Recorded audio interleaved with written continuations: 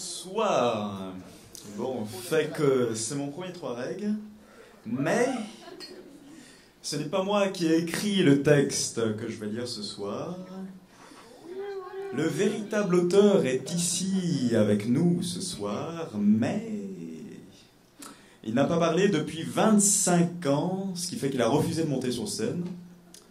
Il s'agit de Bèze Sandra. J'ai rencontré Bèze Sandra dans une jungle du Costa Rica il y a 2 mois.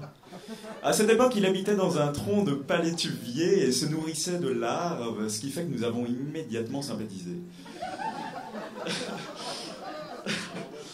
Je vais vous lire tantôt un texte qu'il m'a offert, mais d'abord, je pense qu'il y a parmi vous des gens qui ne connaissent pas Bèze Sandra. Et c'est pourquoi je vais vous lire un article que j'ai trouvé dans un journal des années 80. Fait que je vais vous le lire. Ok. Bèze Sandra, gourou de la poétique papyriphobe. Peu d'écrivains aujourd'hui nous procurent encore la sensation du génie. Ce sentiment profond et durable de suivre à même les mots la trace bouillonnante d'une machine folle jetée sur les rails de la littérature. C'est pourtant ce que chacun peut ressentir en lisant la prose de Bèze Sandra. On pense inévitablement à Walt Whitman plongeant nu dans un Mississippi en furie, à Wagner et Rimbaud s'embrassant furieusement devant une nuée de colibris.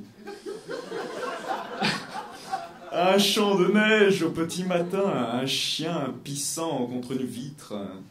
Symphoniste humaniste, Sandra se veut le compositeur d'une musique du monde. Immense et intégrale, englobant tout, humains, animaux, végétaux, roches. Pays et frontières fondent sur la cime d'une montagne, les noms se dissolvent dans les fosses océaniques. Reste le silence, l'espace entre les mots, la note juste. Revenons tout de même sur le principe majeur, la clé de voûte de la logique sandrasienne, son intolérance au papier. Rares sont les poètes pouvant se vanter d'une œuvre aussi prolixe, sans avoir jamais touché à ce qui fait le ciment de l'écrivain. Et pourtant, Sandra n'a jamais publié de livre. La simple vue de fibres de cellulose lui provoquant fièvres et cauchemars, symptômes rares et dégénératifs de l'angoisse de la feuille blanche. Sandra remédia au problème par l'invention de ses carnets organiques. Un sac en vieille toile contenant débris végétaux, restes d'animaux morts, carcasses, légumes et branches d'arbres. Le tout baignant dans l'encre et les relents d'écriture en décomposition. Car oui, Sandra écrit sur tout ce qu'il trouve. On se souvient de son roman Fleuve, intégralement rédigé sur une côte d'agneau. De sa trilogie Sardine, Flétan, Mérou, ou encore de son poème victorien gravé sur des pépins de courge. Plonger la main dans le compost cosmopolite du maître est sûrement le seul moyen de pouvoir le lire. La vraie poésie retourne à la terre, aime-t-il à répéter. Et c'est pourquoi personne jusqu'à maintenant n'a su ce qu'il écrivait réellement. Pas même lui, connu pour ne travailler que dans le noir en pensant à autre chose. Éphémère, empirique, Sandra jette les bases d'un nouveau mythe. Et si la véritable poésie était une feuille tombée à terre? Fait que c'est ça. Donc le texte qu'il m'a offert a été rédigé avec de l'encre de Chine sur le front d'une touriste américaine que je vais demander à qui je vais demander de monter sur scène. Merci.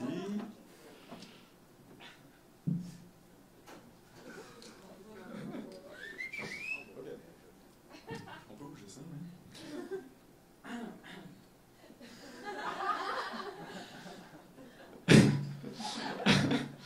C'est une cavité rocheuse formant un bassin d'eau douce au sommet de la plage. Il y avait autrefois un arbre au centre, coupé par un malgache, déçu de ne pouvoir s'approprier l'endroit.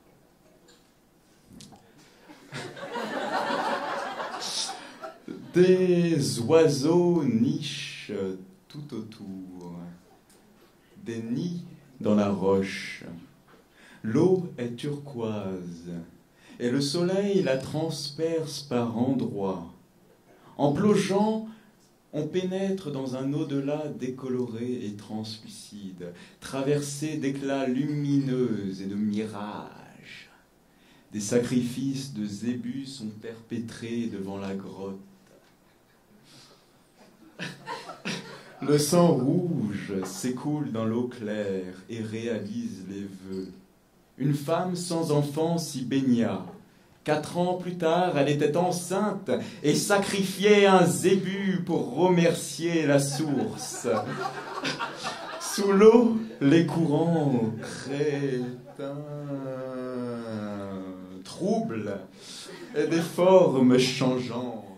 Tourne-toi.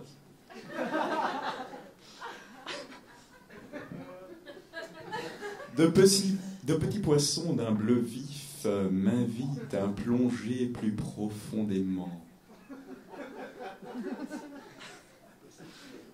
Au fond, un trou s'ouvre sur des galeries souterraines. Le dimanche, des couples de villageois forniquent dans la cavité. Merci beaucoup.